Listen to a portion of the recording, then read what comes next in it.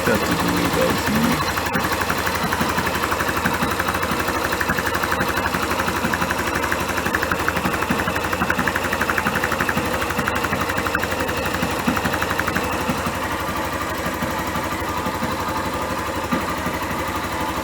Tá legalzinho.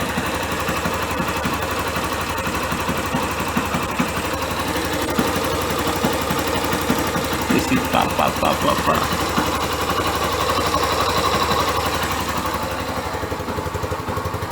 Tá fazendo um pá. Gente, ó, uma ferramenta, um jeito legal de vocês verem da onde que tá vindo um barulho é vocês colocarem uma chave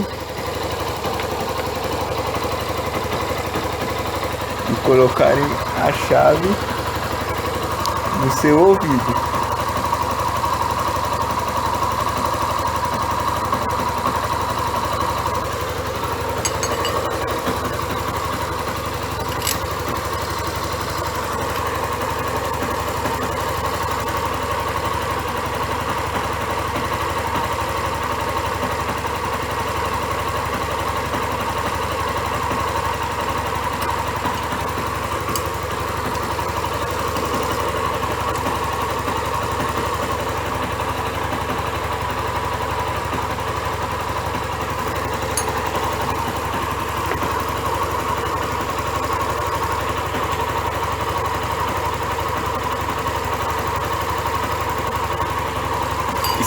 Isso daqui é sério mesmo.